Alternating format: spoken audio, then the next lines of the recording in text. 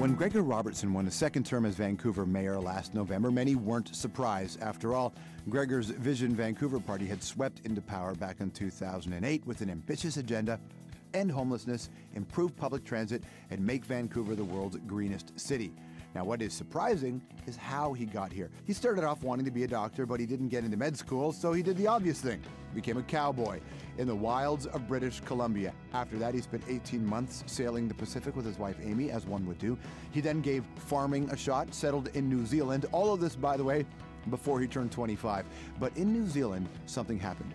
Gregor got soaked with chemical herbicide on the industrial farm where he worked, and the experience set him on his current path. He and his family returned to BC, where Gregor started an organic farm and a juice business, which is called Happy Planet. Now, he entered politics in '05. Hasn't always been smooth sailing. He was criticized for the way the city handled the Vancouver riot. Thousands of people got swept up in it, which made it very difficult for police to respond and to manage the hot spots. And for the way he handled Occupy Vancouver. We've made it clear that it needs to end, and it's not okay for people to encamp down there on the public space permanently. His supporters point to his plans to make Vancouver an environmental leader, and Gregor himself an avid bike commuter. But in case you're thinking, wow, what a cool mayor, I should tell you this: he does also play the tuba. Please welcome the mayor of Vancouver, His Worship Gregor Robertson. How are you doing, bud? How are you? Nice to see you. Good to be here. Welcome to the show. Great to be here. Nice things.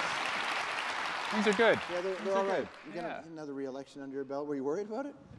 I wanted my whole team in. It's all about the team. Is it really? And I've got a fabulous team. You sound like a hockey player when you say that. Imagine that. Really?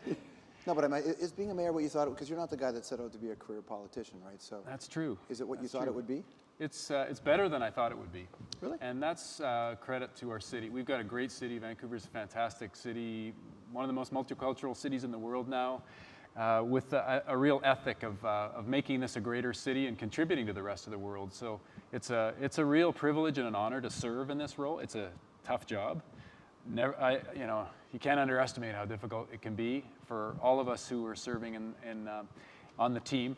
But we've got a great city, and it's a pleasure to serve. What are the real challenges of doing this? Well, it's twofold. There's the nuts and bolts of running a city, which is difficult in the best of times. And it's, pick up the garbage. If you don't pick up the garbage and plow the snow and do those basics, then you're not the mayor for very long. But that stuff, you got to look after the basics of running a city. But the new global context right now is all about cities. We're seeing the rise of cities around the world, and how cities grow over the next couple of decades is the future of human beings. And that's a really key piece. We're going to see, right now we're seeing about 200,000 people a day moving into cities from the countryside every single day. And how we essentially double all the cities of the world over the next 30 years is going to decide our fate. In one of the most bizarre alternate reality time warps, and Head Nenshi is the mayor of Calgary and Rob Ford's the mayor of Toronto. It's like stereotypes were broken in that respect.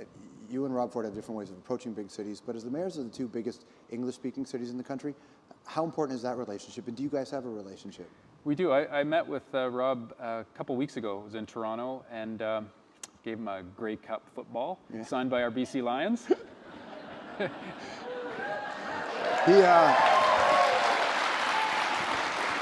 Did he ask you for a smaller ball that's more NFL friendly?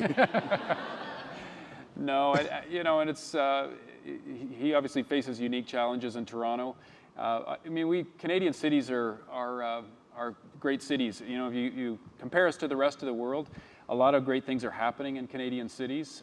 We do need more support from our provincial and federal governments. They haven't really cottoned on to the rest of the world is investing in their cities and putting their focus there.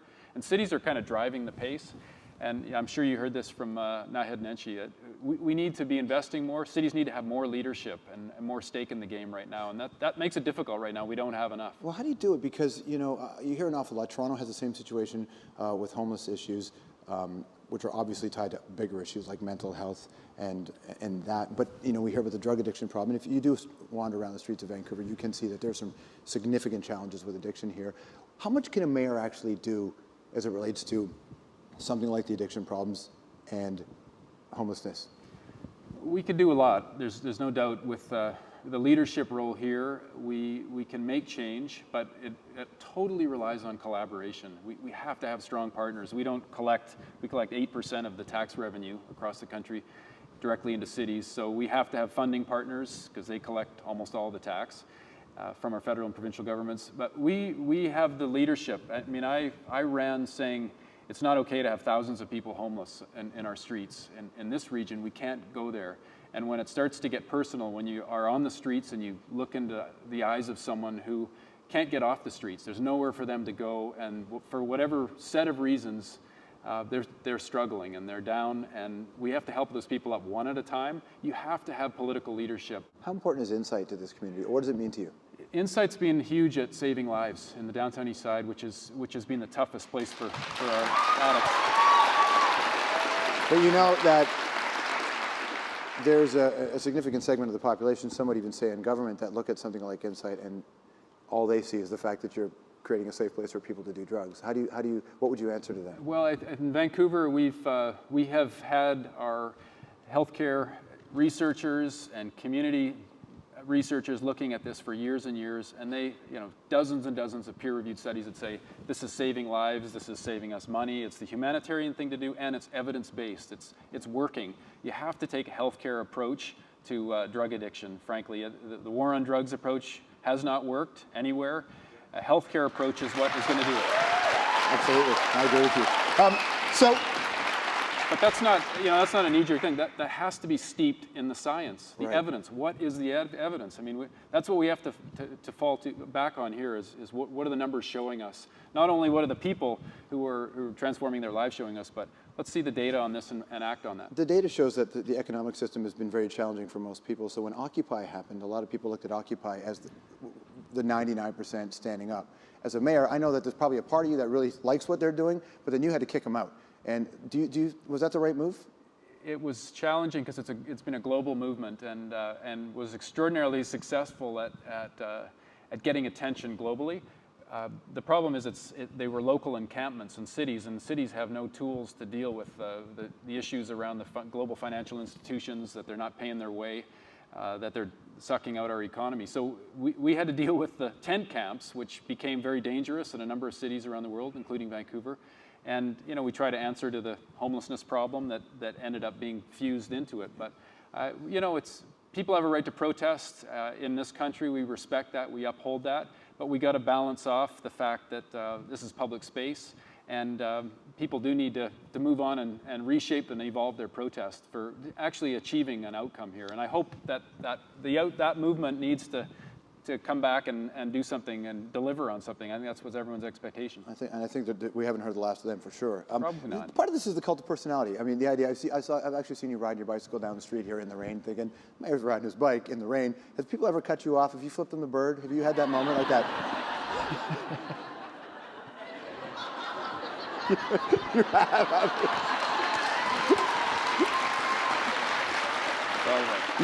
You have. Yeah. No, you don't do it like that. You probably do it like this, right? That's how. It's funny when we announced that you were coming on the show, people were very excited about it. And part of the reason was this. Can we just play this and you need to explain yourself? Too sexy for my love. Too Have you sexy seen this? for my love. Love's going to leave.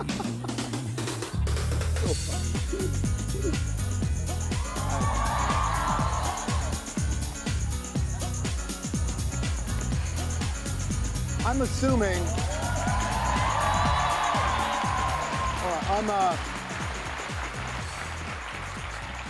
I'm assuming that wasn't part of your campaign re-election, but I don't know. No, that was not what I had in mind. How much of a? What do you think of that stuff?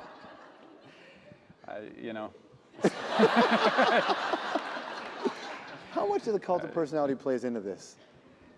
Well, it is politics. Politics is partly about that, but it's also about getting stuff done and making a difference. And my hope in coming into politics was to demonstrate we can do politics differently. I think there's a whole new generation of us coming into politics and saying we can do things better. We can do things to serve future generations and make life better today for everybody.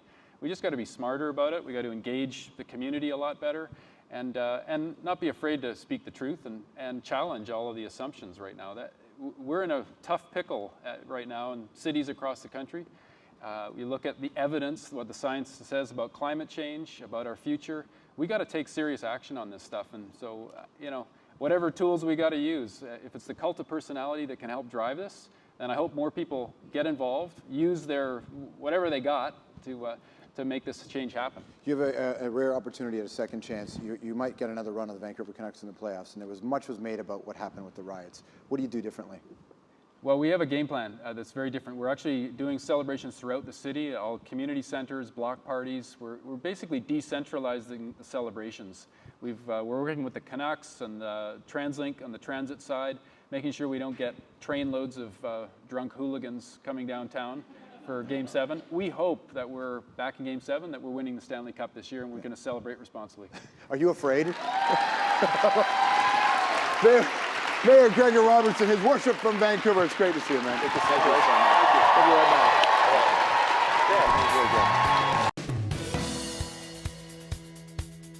now. When Gregor Robertson won a second term as Vancouver mayor last November, many weren't surprised. After all, Gregor's Vision Vancouver party had swept into power back in 2008 with an ambitious agenda: end homelessness, improve public transit, and make Vancouver the world's greenest city.